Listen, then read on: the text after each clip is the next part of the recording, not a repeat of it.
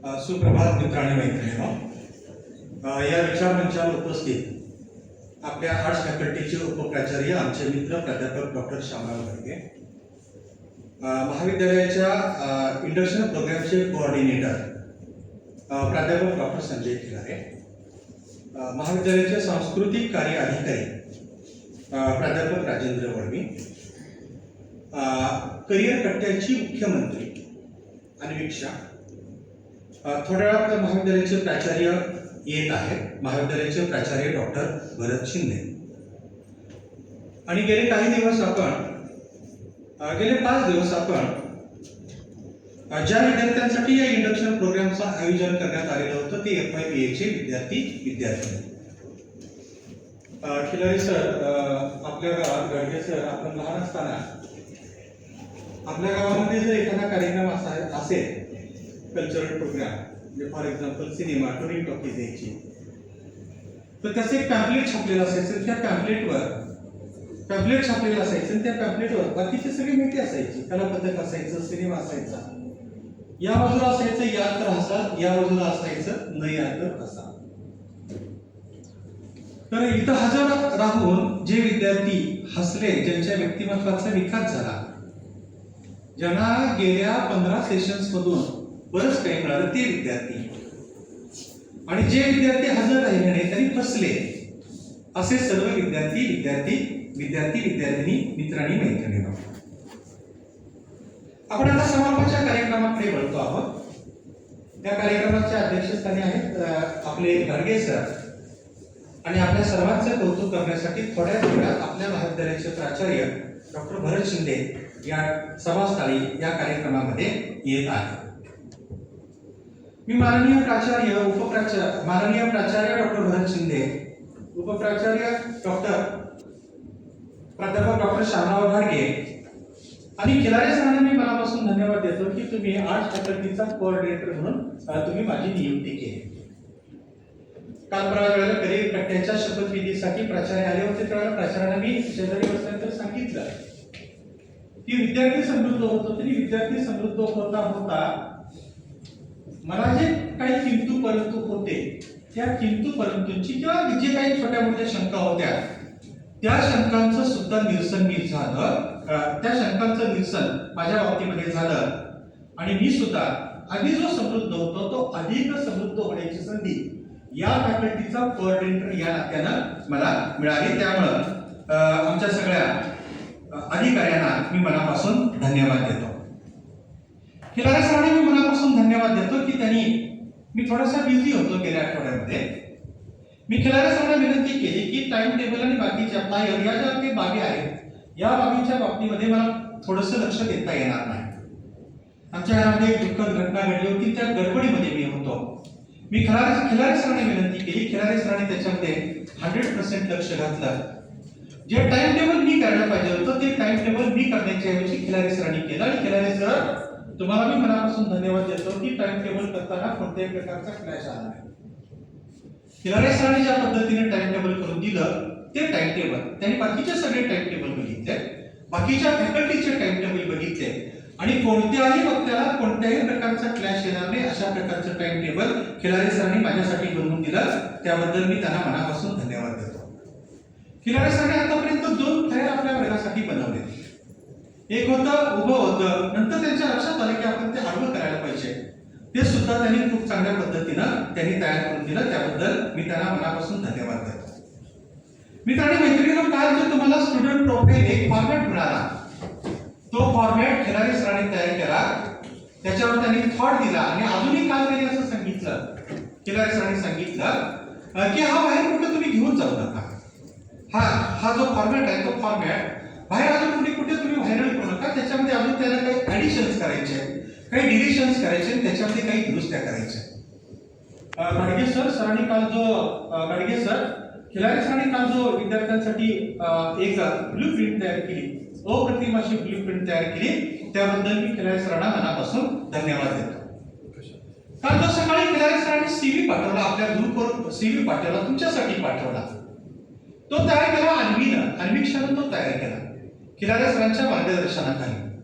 तो बायोडाटा तुमच्या मुलाखती सुरू झाल्यानंतर तो CV मी वाचला आणि अन्वीनं त्याच्यावर किती थॉट दिलाय, किती डीप थॉट दिलाय, त्याचं प्रत्यंतर या निमित्तानं यायला लागतं. मी सोमाला मनापासून धन्यवाद देतो. सुनील भोसले यांना मनापासून धन्यवाद देतो. गाडगे सर, आपण सोमाचं कौतुक करूया की रोज सकाळी 7:30 वाजता त्यांना हा हॉल उघडलेला आहे.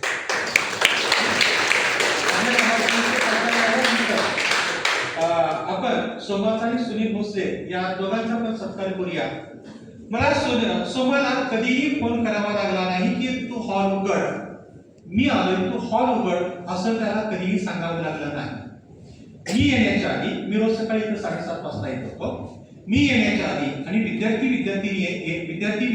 येण्याच्या आधी सोमानं आपल्याला हॉल उघडून दिलेला आहे आणि आपली कोणत्याही प्रकारची गैरसोय होणार नाही याची दक्षता त्याने घेतलेली आहे. सोमा, तुला मनापासून धन्यवाद देतो. आणि हा कार्यक्रम सुरू करण्याच्या आधी हा हॉल टापटीप कसा राहील, तो तुमच्या स्वागतासाठी सज्ज कसा राहील याची काळजी त्यानं घेतलेली आहे. काल मी स्टाफ रूम मध्ये गेलो होतो, तो तिथे बसला होता. इथल्या कार्यक्रमाची तो वाट बघत होता. आपलं ऐकून तुमचं ऐकून, तुमच्या समोर जे रिसोर्स पर्सन आले ते ऐकून तो शीघ्र कवी आहे. सोमा शीघ्र कवी आहे. त्यानं मला 2 काव्यपंक्ती पण ऐकवल्या. सकाळी आल्यानंतर मी त्याला असं म्हटलं की इथं आता विद्यार्थी मनोगत व्यक्त करणार आहे, तू पण मनोगत व्यक्त करणार आहे, तू पण 2 मिनिटांचं मनोगत व्यक्त केलं तर हरकत नाही. अप्रतिम अशी काव्यपंक्ती त्यानं मला, तुम्ही जे ऐकलं त्याबद्दल त्यानं अप्रतिम अशी काव्यपंक्ती त्यानं मला ऐकवली. सगळ्या माझ्या शिक्षक बंधू भगिनींचं मी मनापासून आभार मानतो. त्यांना मनापासून धन्यवाद देतो. त्यांनी मुलाखतीसाठी वेळ दिला. उद्घाटनाच्या कार्यक्रमाला ते आले. सर्वात महत्त्वाचं म्हणजे की अधूनमधून ते येत राहिले आणि जिथं कमी तिथं आम्ही या भूमिकेतून पाठीशी आमच्या ते सगळे आर्ट्स फॅकल्टीचे शिक्षक उभे राहिले. त्यांच्याबद्दलची कृतज्ञता व्यक्त करतो. सर, खिलारे सरांनी आम्हाला 15 सेशन्स तयार करून दिले होते आणि त्यामध्ये साधारणतः 25 रिसोर्स पर्सन्स आहेत. सगळे रिसोर्स पर्सन वेळेच्या आधी आले. आमची सत्र पुढे गेली, पण या विद्यार्थ्यांनी कोणत्याही प्रकारचा परंतु मनात न ठेवता, हे कारण म्हणजे आपलं 11 वाजता सेशन संपायला पाहिजे दररोज, पण मला खात्री आहे की आपलं कोणतंही सेशन 11 वाजता संपलेलं नाही. एकदा 11:30 वाजता, एकदा 11:15 वाजता, लायब्ररीचं सेशन काहीतरी 1:15च्या दरम्यान संपलं आणि काल आपण दादांना अभिवादन करून आपण आपला समारोप केला.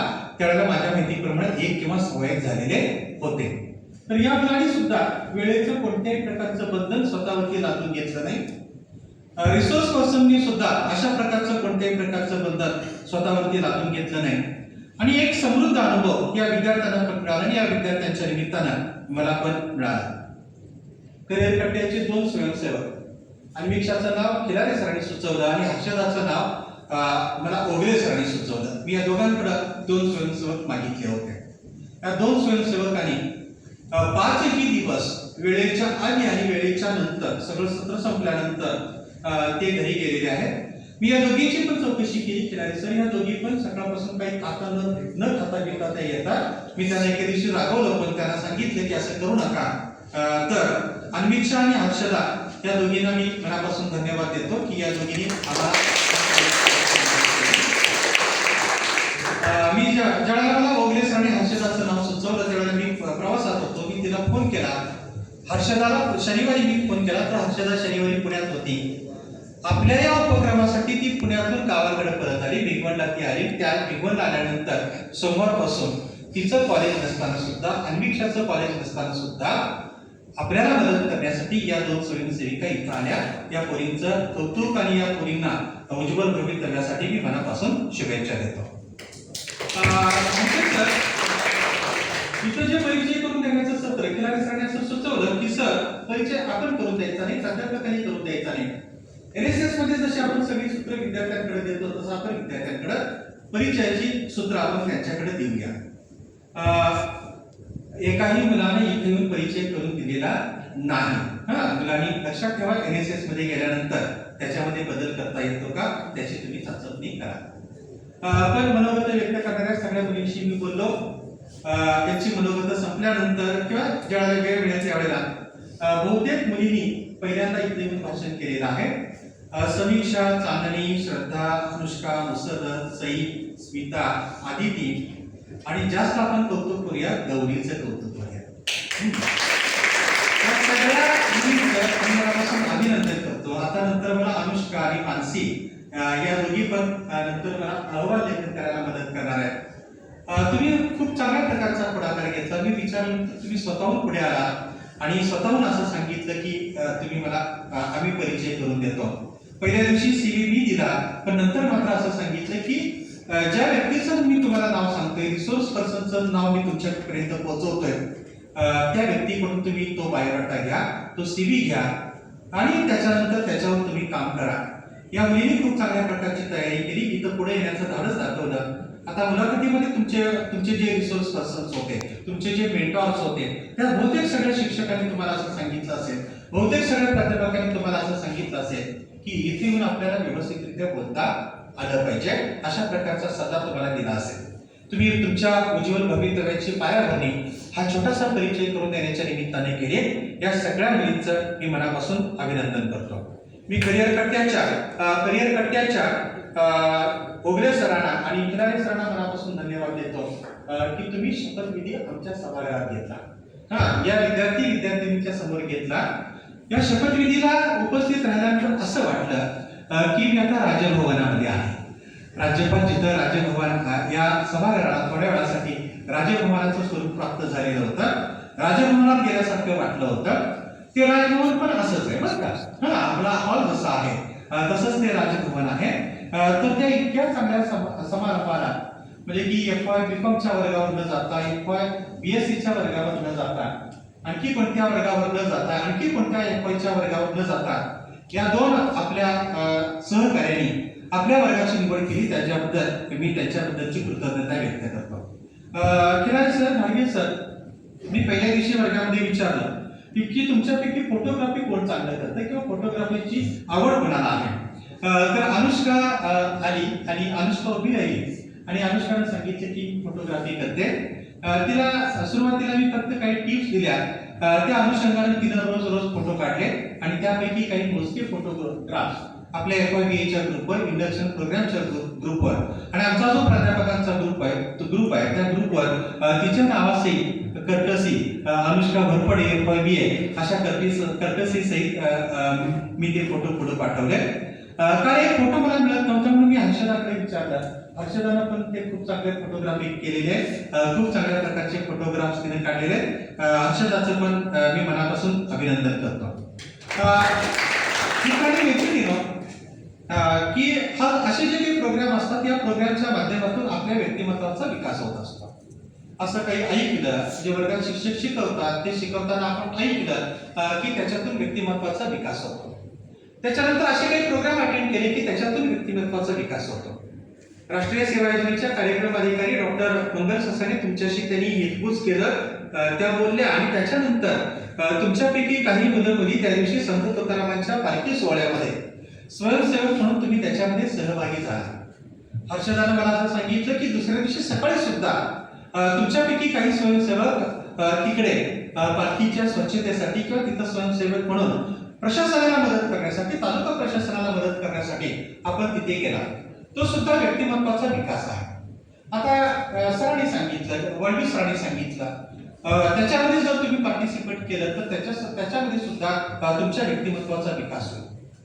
तुम्ही वसतिगृहात राहता, तो सुद्धा व्यक्तिमत्वाचा विकास असतो. तुम्ही जे अपडाऊन करता, डोळसपणाने जे काही अपडाऊन करता, ST बसनं प्रवास करता, तुमच्या सायकलवर प्रवास करता, तुमच्या मोटरसायकलवर प्रवास करता, तो सुद्धा मित्रांनी मैत्रिणीनं तुमच्या व्यक्तिमत्व विकासाचा महत्वाचा तो पैलू असतो. असे अनेक व्यक्तिमत्व विकासाचे पैलू मित्रांनी मैत्रिणीनं आपल्याकडे असतात. आपण ते जर आत्मसात केले, खिलारे सरांनी मुलाखतीची सुरुवात करत असताना सांगितलं, तुम्ही अनेक माणसं बघा, अनेक माणसांच्या ज्या चांगल्या बाबी तुम्हाला अनुकरण करता येईल, त्यांचे इमिटेशन करता येईल, त्याचं अनुकरण करा, ते आपल्यामध्ये सामावून घ्या आणि मित्रांनी मैत्रिणीनं त्या तुमच्या व्यक्तिमत्वाचा अप्रतिम अशा प्रकारचा विकास करून घ्या.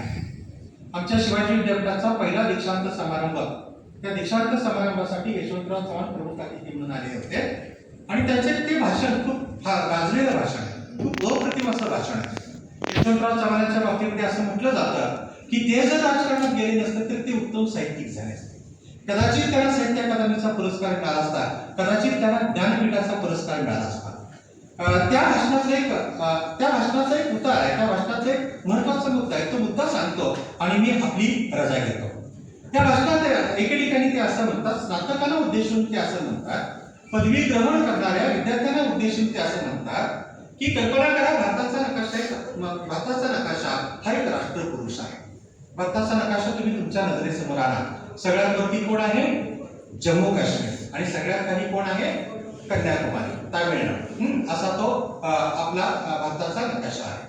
आणि भारताचा नकाशा नजरेसमोर आणल्यानंतर तुमच्या असं लक्षात येईल की भारताच्या तीनही बाजूनी समुद्र आहे. एका बाजूला अरबी समुद्र आहे, एका बाजूला अरबी समुद्र, एका बाजूला बंगालचा उपसागर आणि कन्याकुमारीचे शेजारी हिंदी महासागर आहे. यशवंतराव चव्हाण असं म्हणतात की कल्पना करा की भारताचा नकाशा हा एक राष्ट्रपुरुष आहे आणि तो राष्ट्रपुरुष समुद्रात नाक्यापर्यंत उतरून काय करतो आहे अशा प्रकारची कल्पना तुम्ही करा. रवींद्रनाथ टागोरांचं ते कोटेशन आहे.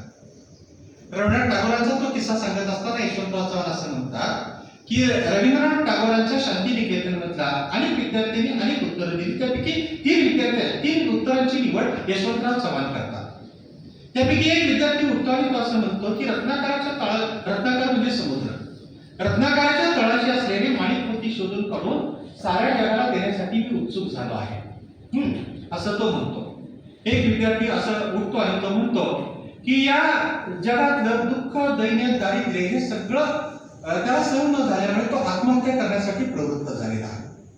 आणि एक विद्यार्थी उठतो आणि तो असं म्हणतो की तो सूर्याला अर्घ्य देतो आहे. यशवंतराव चव्हाण यांचं त्याच्यावर जे काही भाष्य ते भाष्य फार महत्वाचं आहे.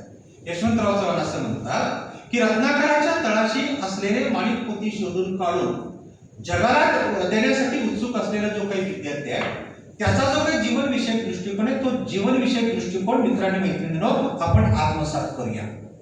महात्मा गौतम बुद्ध आणि इथली जी काही महान परंपरा आहे, महाराष्ट्रातली जी काही महान परंपरा आहे, महानुभाव पंथ, या महाराष्ट्रातला महानुभाव पंथ, या महाराष्ट्रातला वारकरी संप्रदाय, या महाराष्ट्रातले छत्रपती शिवाजी महाराज, संभाजी महाराज, राजमाता जिजाऊ, नंतरच्या कालखंडात महात्मा ज्योतिराव फुले, राजर्षी शाहू छत्रपती, डॉक्टर बाबासाहेब आंबेडकर, कर्मवीर भाऊराव पाटील, गाडगे बाबा ते थेट पवार साहेबांच्या पर्यंतची ही जी काही पुरोगामी परंपरा आहे, त्या पुरोगामी परंपरेनं अखिल मानवजातीच्या कल्याणाचं कार्य केलेलं आहे. त्या अखिल मानवजातीच्या कल्याणाचं कार्य आपल्या इथं सातत्याने घडत असतं, आपल्या शिक्षकांकडून घडत असतं, आपल्या प्राध्यापकांकडून घडत असतं, विद्याप्रतिष्ठान परिवाराकडून घडत असतं, आपल्या महाविद्यालयाकडून ते घडत असतं, ते तुमच्याकडून पण घडत असतं. ते अधिक प्रमाणात त्या इंडक्शन प्रोग्रामच्या निमित्तानं तुमच्याकडून घडावं अशा प्रकारच्या शुभेच्छा मी तुम्हाला देतो. तुमच्या शुभेच्छांचा स्वीकार मी करतो आणि या ठिकाणी थांबतो.